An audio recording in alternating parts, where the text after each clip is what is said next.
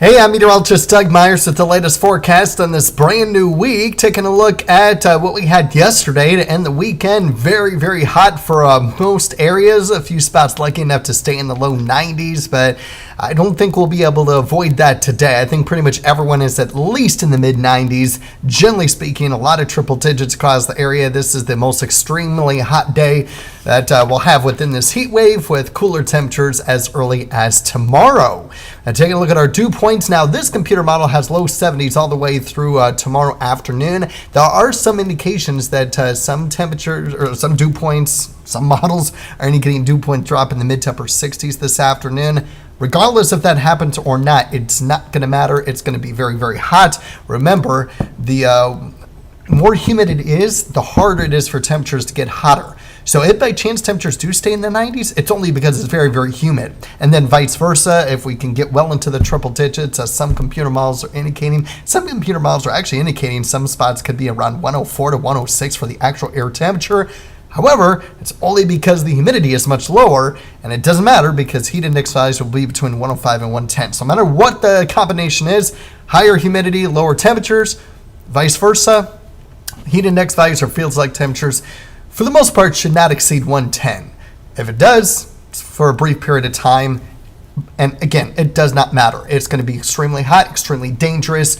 Do not be outside for an extended period of time. Look at that, 90s tomorrow. Cooler temperatures up to the north and a little bit to the south. Of course, it is going to depend on the extent of cloud cover and possible rain that may linger in the morning.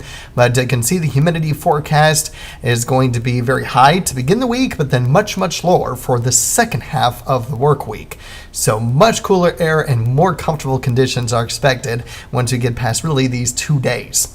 For today, mostly sunny skies are expected. We'll have an opportunity for storms tonight. There's a very low chance this evening, better chance after midnight into early tomorrow morning is when we'll probably get the bulk of the rain. But there is some uncertainty between the computer models and how this is all going to play out. So this is going to be something that we'll have to fine tune through the day today. So make sure that you're checking in throughout the day for updates. Regardless, shouldn't have a huge impact on daytime hours of either today or tomorrow. This once again will generally be dry tomorrow.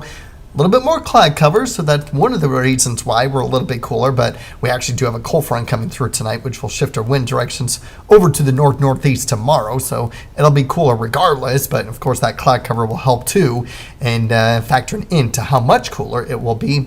And then we'll have another opportunity for storms, this time developing a little bit earlier for Tuesday in the evening hours, mainly along and south of I-70.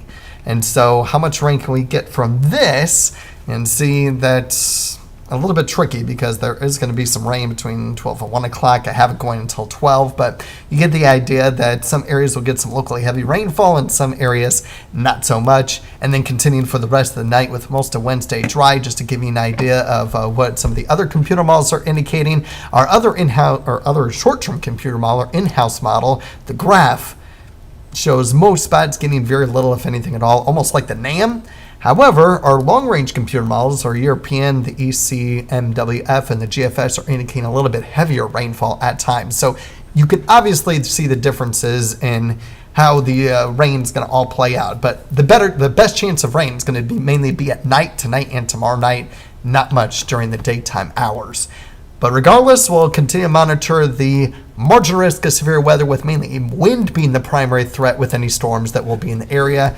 I don't see much in the way of any rain or storms Wednesday or Wednesday night. I'll just put that in there for isolated in the morning, but I honestly think that will be dry for the second half of the work week, Wednesday through Friday. Temperatures in the mid-80s.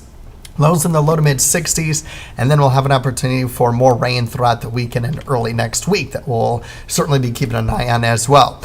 Big differences in the long-range computer models, though. For the 8 days, the European model shows some decent rainfall. Not a lot, at least according to the GFS. For the GFS, give it a second, a little bit heavier rainfall. A lot of it is because the GFS wants to continue with more rain throughout the weekend and early next week compared to the European. So by no means should you cancel any outdoor plans this weekend, because there are still some differences in the computer models on how this weekend's going to play out with our rain chances. But you can see that we do have the probability of below normal temperatures in the 6 to 10 day outlook and above normal precipitation. So take with that what you will. We'll continue to keep an eye on those rain chances. So keep checking back in daily. Please make sure you're staying safe in the heat today. Not quite as bad tomorrow, but still a little bit on the warmer side. And then the rest of the week and weekend looking very nice, other than the possible rain that we may have to deal with at times throughout the weekend. We'll continue to factor into that and keep you updated on those details as we go throughout the work week.